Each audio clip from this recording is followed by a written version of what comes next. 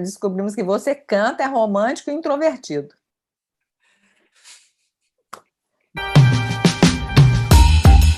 Olá, pessoal.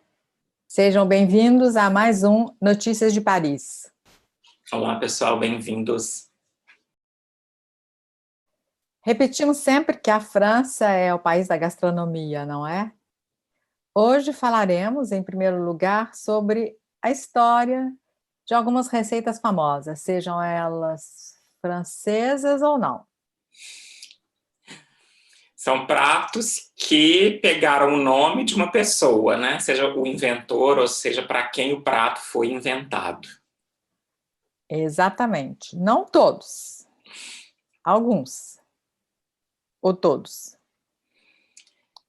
Todos que a gente vai falar tiveram um nome vindo de uma pessoa. Não. Ou a pessoa que inventou o prato, ou a pessoa para o qual o prato foi inventado. Não. Você vai ver. Hum, Então eu começo com ele, d'accord? Falou? Falou. Com esse que não tem nome de inventor. É um dos meus pratos preferidos aqui, ele se chama Boucher de la Reine, conhecido também como vol au vent. E antes da pandemia eu degustava o Boucher de la Reine num restaurante perto da Opéra Garnier, que se chama Drouin. É um restaurante famoso porque um dos grandes prêmios da literatura francesa é decidido todos os anos nesse restaurante. Então, lá, tomem nota, Drouin, tem uma bouchée de la reine, ou um vol au vent delicioso. E o que é o vol au vent? O vol au vent tem a casquinha, o recipiente, massa folhada, acho eu, oco claro e recheado com carne de frango, carne de vitelo, cogumelos. Dizem também que a origem ele era recheado com riz de veau, que é a glândula de crescimento do vitelo. Então, qual que é a história do vol au vent? Dizem que Luís XV, paquerador, a rainha, triste porque esquecida, o marido, né, na paquera e ela lá esquecida, ela pediu ao chefe do palácio que inventasse uma receita que fosse afrodisíaca. Quer dizer, uma receita que utilizasse ingredientes afrodisíacos. Eu não sei quais desses ingredientes são afrodisíacos. Bom, então, essa é a história. Esse prato é um prato que no Brasil é muito conhecido. Quando eu era criança, nos anos 70, nos anos 80, ele era um prato assim, considerado chique, tinha nos eventos. Eu lembro que uma vez o meu pai foi a um casamento onde ele comeu esse prato, ele passou mal e ele nunca mais conseguiu comer esse prato na vida. Toda vez que a minha mãe fazia, ele não queria, ele não conseguia nem olhar para o prato, que é o estrogonofe. Como se fosse um ensopado, né, de carne, com champignons e com creme de leite. A origem desse prato é muito discutida, mas uma das histórias é que ele foi inventado por um chefe francês que chamava André Dupont para um grande militar russo chamado Pavel Alexandrovich Stroganov. E a primeira vez que esse prato apareceu, a receita desse prato apareceu foi por volta de 1870 em um livro russo, apesar de ter sido pensado e criado por um chefe francês. A segunda receita é a receita da Madeleine. Essa aí, quase bem francesa. Hoje a Madeleine é bem francesa.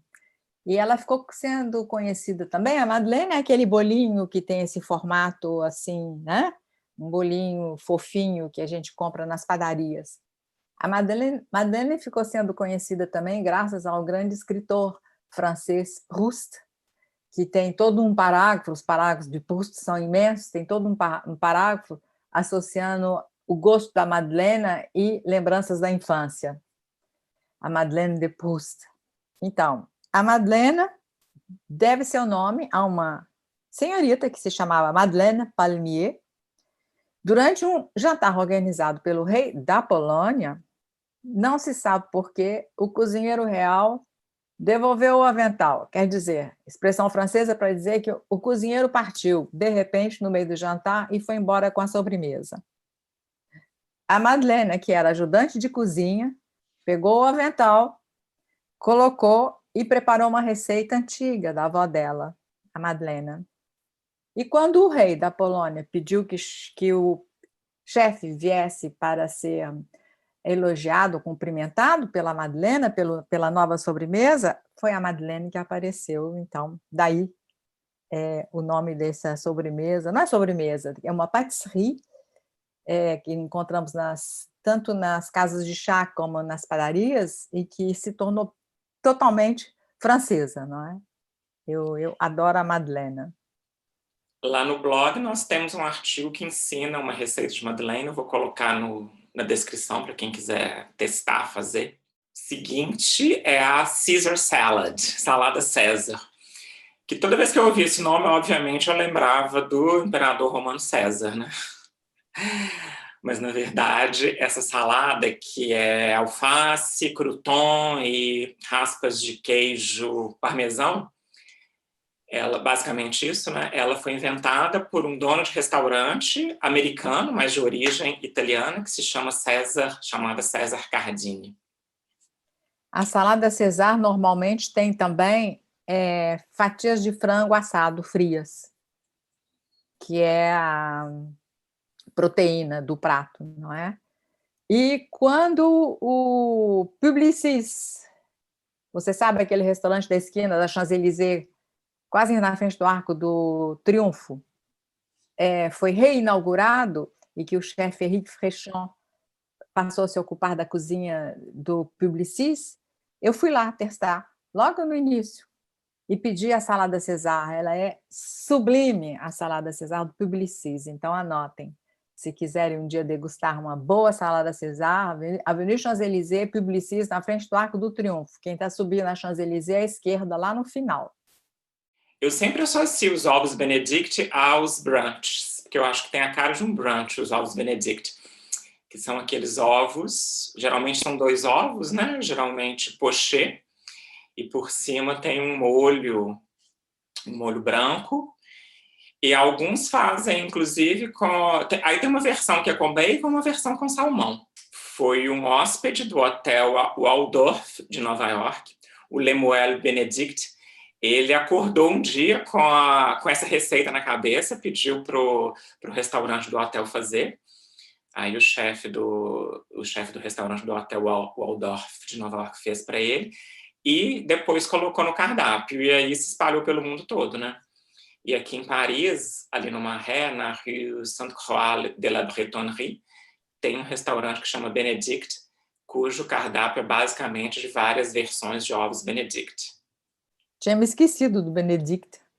Tem um artigo no blog, inclusive, sobre o Benedict. Para mim, falta falar da Pavlova. Pavlova. Então, eu adoro a Pavlova. Aqui em Paris, a Pavlova do Café Poutine, ali na Madeleine, é famosa, mas eu gosto de degustar a Pavlova na Madeleine também, mas no Café Paris London, que é um lugar mais parisiense, mais café e menos salão de chá, que é o Café Pushkin, na esquina. Existem várias interpretações da receita Pavlova. A que eu gosto, elas são sempre suspiros colados uns aos outros, bem sequinhos, servidos com caldas de frutas vermelhas, sobretudo calda de morango ou de framboesa, e creme chantilly. A Pavlova é uma homenagem a Anna Pavlova, a maior dançarina clássica do seu tempo, uma dançarina russa. E essa sobremesa foi uma homenagem de um chefe apaixonado pela dançarina russa em Nova Zelândia. Mais histórias de amor. O último prato que a gente vai falar é o Tornedor Rossini, que era o prato predileto do Rossini, aquele grande compositor italiano que fez a ópera O Barbeiro de Sevilha, né, dentro da qual tem a área Figaro, Figaro, Figaro, Figaro. Sabia que você cantava, não, Rodrigo? Canto do chuveiro, canto bastante. O Tornedor Rossini é um filé de boi, né, um pedaço de carne de boi. Por cima tem um pedaço de foie gras, né, que é o fígado do pato ou do ganso, e depois trufas. E tourner é como em francês, né? Tipo virar as costas, né? Como dar as costas. Porque o chefe que inventou esse prato para o Rossini, ele, quando outras pessoas pediam esse prato, ele fazia o prato atrás das pessoas, para as pessoas não verem os principais ingredientes e não descobrirem um segredo dele. Não é da sua geração, mas é da minha. A minha geração no Brasil era fã de Tornedor Rossini, porque Era chique. era uma receita conhecida nos restaurantes considerados chiques, e é uma receita deliciosa, porque vem aquela torradinha com aquele tornedor que é um pouco, né?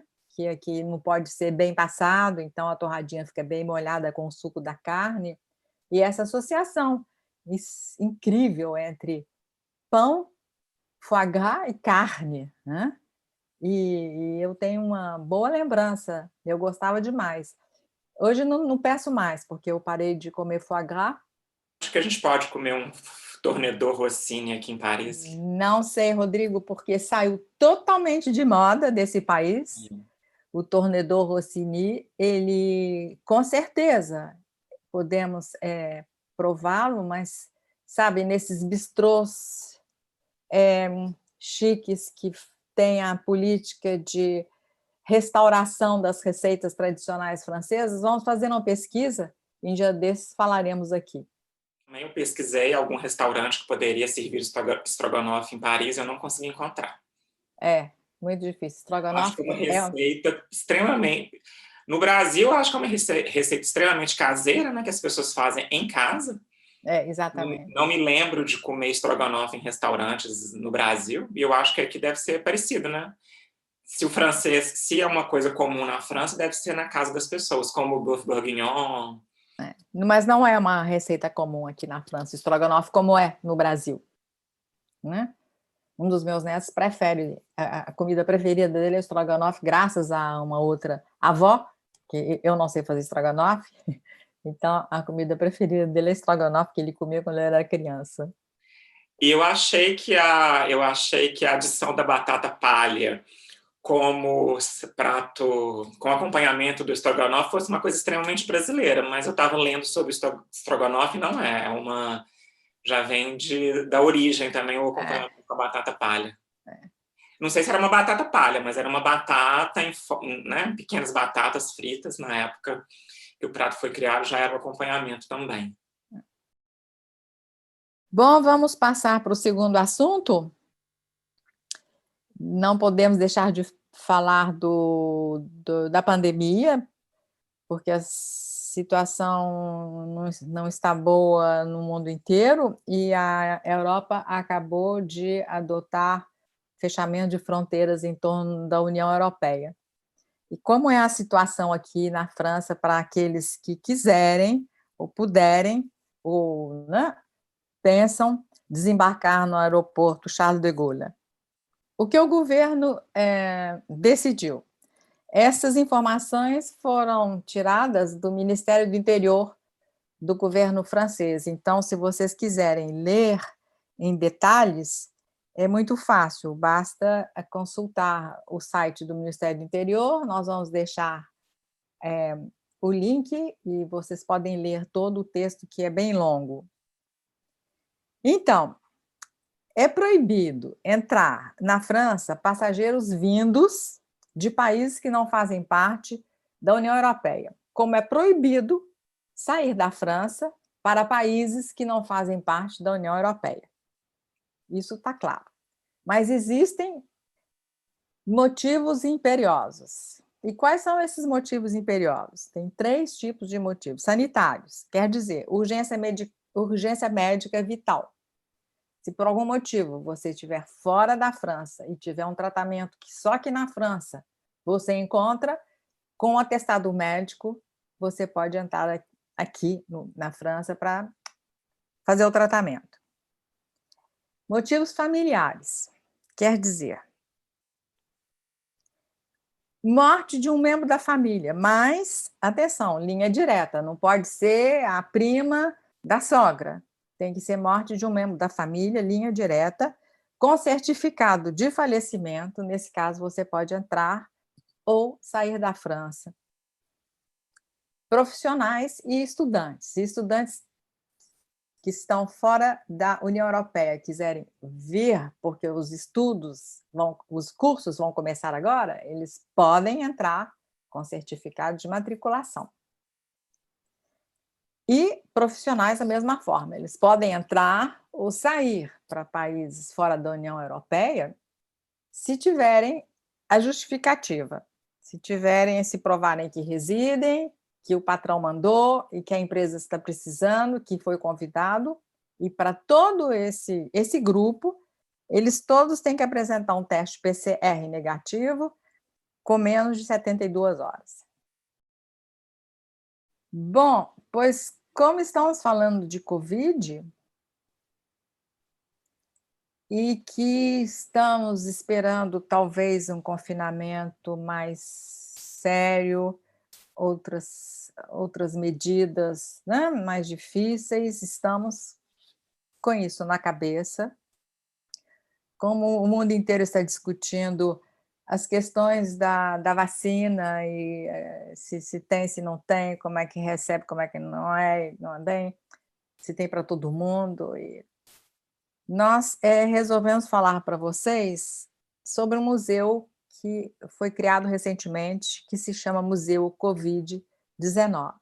Na verdade, é um museu virtual, né? Não é um museu físico, é um site, mas mais que um site, é como se fosse um Google sobre uma Wikipedia, na verdade. É como se fosse uma Wikipedia sobre o Covid-19, sobre a pandemia, sobre tudo que aconteceu, o que vem acontecendo no mundo desde que foi declarado que é uma pandemia mundial. Então, é um local que é um site que vai concentrar tanto obras de arte, desenhos de crianças, relatórios médicos, estatísticas, notícias sobre resoluções dos governos, para criar um panorama de tudo que a gente está vivendo, começou a viver desde março do ano passado, e que possa ser acessado tanto agora quanto no futuro. É porque em abril de 2020, o New York Times levantou a questão sobre como os historiadores, daqui a 100 anos, vão relatar a primeira pandemia, né? Nós estamos vivendo um momento histórico que é a primeira pandemia. Essa iniciativa francesa é magnífica, bato palmas, muito bem, porque lá dentro podemos encontrar informações micro, como o Rodrigo disse, desenho das crianças em casas confinadas, desenho das crianças nas alas para as crianças doentes do Covid dos hospitais. Vamos poder consultar todos os desenhos humorísticos que nos ajudam a viver a pandemia, quer dizer, como estamos rindo, não é? Como o humor é necessário nesse momento para a gente poder aliviar um pouco, dar uma descarregada da alma. Eu amanheço abrindo as minhas redes WhatsApp, e lá tem todas as séries de piadas brasileiras, francesas, inglesas, suíças, e eu fico pelo menos 20 minutos de manhã, pela parte da manhã, rindo de tudo que podemos inventar de engraçado em torno de uma tragédia. Então, tudo que foi dito, foi vivido, foi pensado, escrito, fotos de Paris vazia, né? E eu gostaria, realmente, se eu tivesse 30 anos pela frente, eu gostaria de voltar e ver Paris vazia, Champs-Élysées vazio, Opéra vazia, como nós vimos, como nós vivemos isso. Uma bela iniciativa.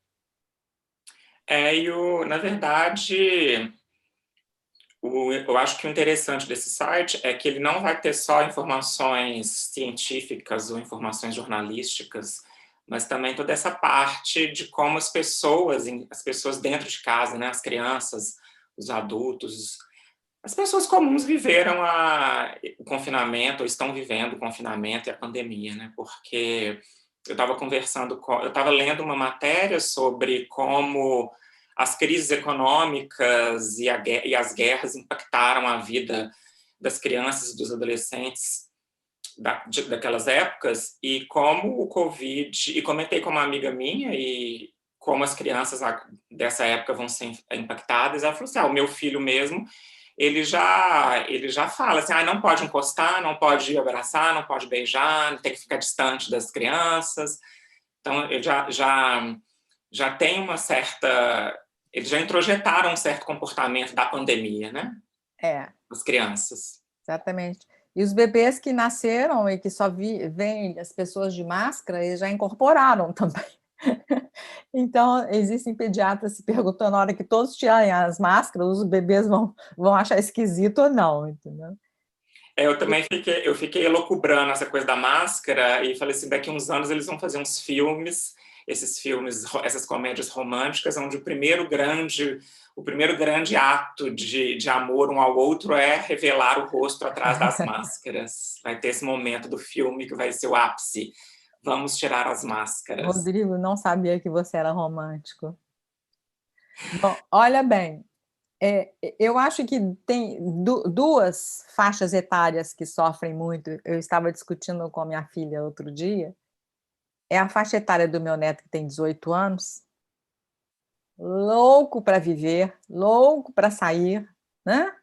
Aquela energia total dos 18 anos, e a minha faixa etária. Os últimos anos da vida, eu doida para sair, a energia total muito menor que a do meu neto, mas doida para aproveitar os últimos anos, e aí, confinada. Acho que só os introvertidos é que não estão achando ruim poder ficar em casa quietos, né? Um amigo meu me perguntou no primeiro confinamento se a minha vida tinha mudado radicalmente. Eu falei assim, mudou. Agora eu não sinto mais culpa de não estar saindo de casa, de não estar encontrando com as pessoas. Então, outra coisa, descobrimos que você canta, é romântico e introvertido. Bom. Estou me revelando demais durante esse programa, especialmente, né? Me revelei muito. Então, eu gostaria de falar um pouco, antes de terminarmos, já que estamos falando de experiência, de vivência, Covid, pandemia, Paris sofre demais com o confinamento. Por quê? Porque a característica de Paris é a vida social. Basta desembarcar aqui, nós nos damos conta, não é? O parisiense vive na rua, os apartamentos são pequenos, o dia amanhece com o parisiense tomando café no bar da esquina. Meio-dia ele vai almoçar no restaurante perto do escritório. Às 6 horas, todos estão nas varandas de café. Se é verão, primavera, dias longos, aí essa varanda do café rola até 11 horas da noite, porque tem a luz, né? Cria a ilusão de que a noite não chegou ainda, então essas varandas de cafés. Essa é a característica principal de Paris. Não é? Se compararmos com Nova York, a característica principal da cidade é a energia. E Paris, a característica principal é essa convivialidade, essa vida social exterior. Então, a pandemia foi um desastre para Paris. Paris está numa tristeza total e absoluta, porque o modo de vida parisiense ele é baseado na convivialidade, né? Na relação com o outro. Falando sobre coisas engraçadas que surgiram por causa da pandemia, que você comentou, Lina, eu vi um meme, ou alguém postou no Instagram uma foto de umas ruas de Nova York com as mesas na calçada, e alguém falou assim, gente, olha só, Nova York descobriu a Europa, descobriu a França, descobriu Paris. Que ótimo! Exato, tipo, que lá, por causa da pandemia, lá os restaurantes também estavam só servindo na calçada, né? O que aqui já é comum, só multiplicou muito depois da pandemia, né? Quando os restaurantes estavam abertos, essa coisa de ser servido e de comer na terraça ou do lado de fora só aumentou, né? E os meus amigos que moram em outras cidades da Europa, quando vêm aqui para Paris, eles ficam chocados, como numa segunda, numa terça, numa quarta-feira, as pessoas estão nos bares, estão nos restaurantes, estão nos cafés, estão nos bistrôs, enquanto nas cidades deles, sei lá, Frankfurt, outras cidades que eles moram na Europa, geralmente é só no final de semana, sexta-feira, e durante o final de semana, que os restaurantes estão cheios, que os bares estão cheios, que as pessoas estão na rua. É o modo de vida parisiense, não diria francês, porque se você for no interior da França, é uma tristeza total, não? Ao contrário de Paris.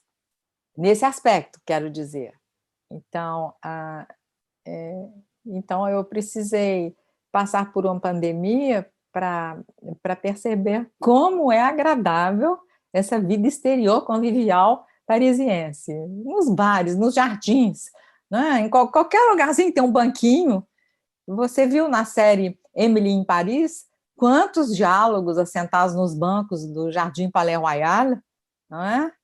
Quantos diálogos nas ruas? Tudo se passa nas ruas, fora, no ambiente externo. Bom, o link do Museu do Covid vai estar na descrição, para quem quiser acessá-lo. Bom, acho que terminamos. Um grande abraço para todos e até a semana que vem. Até a Bye, semana, bye. pessoal. Curtem, comentem, compartilhem.